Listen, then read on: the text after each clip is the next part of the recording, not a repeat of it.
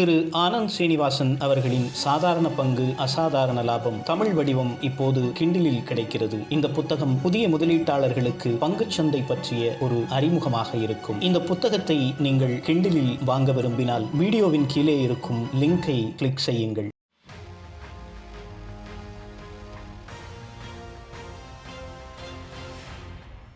Good evening. Today I want to talk to you about the state of the Indian markets. The Indian markets seem to be stuck between a range, not going beyond 15,000 on one side and not falling below 14,200 on one side, and has been oscillating there for some time. The market is down 6% from its peak in February when we thought everything was hunky-dory and the market just had to keep rallying. The second wave has come back with great ferocity from the last week of April, and there is no signs of letting up.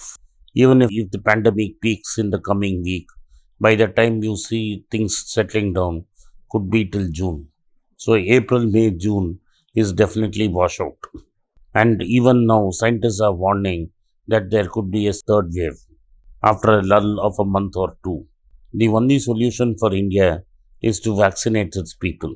To vaccinate everybody will take a minimum of 8 months or 1 year. However it is, the median call of all experts is that it will take March 2022 before more than 60% of Indians are vaccinated.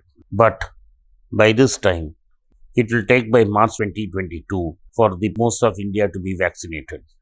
Till then, the Indian economy is not out of the woods. Banks are simply refusing to lend to the small guy. Total credit has grown only by 5.6%. While deposits into banks have grown by 14%. Banks are taking to lazy banking, just buying government bonds, of which there seems to be a huge supply because governments are borrowing like there is no tomorrow. This means that the economy is not growing and the government is forced to borrow more and more, not to spend extra, but to meet its own targets. This means tax to GDP is declining, and as it declines, governments will have to borrow more to stay same. The debt to GDP ratio of India, which was at comfortable 50% about 7 years ago, has shot up to 90%. This is because India is not growing at the pace it's supposed to grow. Corporate earnings were supposed to be growing at more than 20%, but now have been derailed. Bank profits are growing because banks are simply not taking risk and making profits by just borrowing from the masses at 3%. Why do I say 3%? The current account savings ratio of good banks is around 40 to 50%.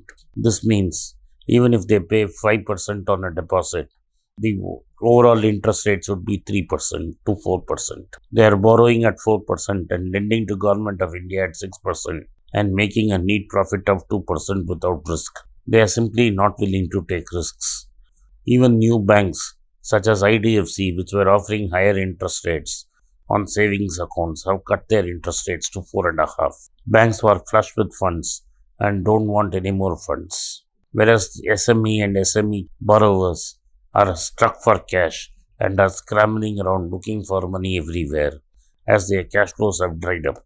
Many industries have not opened for a year and are looking for a blank year next year also. In light of all this, the stock market seems to be in a highly elevated place and is looking to move further. This is because savers have a lot of money and pouring money into the banking system. Since the banking system is giving optimal returns of 4.5%, and mutual funds are falling behind the Nifty and the Sensex, whatever may be the benchmark index, retail investors through apps are directly investing in the stock market and gambling there. Retail participation in Indian stocks is extremely high. While all this is going on, inflationary pressures in the United States has started to build. The inflation in the United States for April was 4.6%, though some people dismiss it as transitionary and say the inflation will come down because the base will change. But there is going to be some impact and there will be ratcheting of inflation up. This could lead to cost push and wage inflation could set in US. This means America will have to exit its ultra easy money policy sooner than what they thought. The first of the bad are two large economies. One is Canada, which has started tapering its emergency bond buying and will reach zero before the year end. Bank of England has started to decline the emergency bond purchase program and will start to decline. They expect by 2022 they will stop buying bonds completely, and the UK economy is expected to grow at 7.25% this year, and in spite of that the GDP won't have reached 2019 levels. After all hoopla, even the manufactured growth of last year was minus 8.5%. Now it is very clear that even if we grow at 8% this year, we are not going to reach 2019 levels. In fact, it is going to be 2022-23 before the GDP reaches the level of 2019. And I cannot understand how stock markets can be running very high. The only reason being the investors are getting a poor return on their fixed income schemes and are willing to risk more. Interest rates are supposed to act as gravitational forces against stock markets. As inflation fears fan in America, the people are selling off stocks and stocks levels have come down dramatically last week. If these fears continue, more dollars will leave India as foreigners will book profits and leave the country. Already, for the last 30 days, there has been net sale by foreign institutional investors withdrawing from Indian markets. The Indian market has very low earnings and very high earnings multiples, much higher than the American market. Time is ripe for a big fall in the Indian market if anything goes wrong, because we won't have vaccinated anybody till March 2022. So tread with caution and at their own risk in Indian stock markets. Thank you for watching. Be rich. It's a great privilege and honor that so many of you in thousands have subscribed to my channel and have supported me. I have written 2 books in English, The Alchemy of Money and Ordinary Stocks, Extraordinary Profits.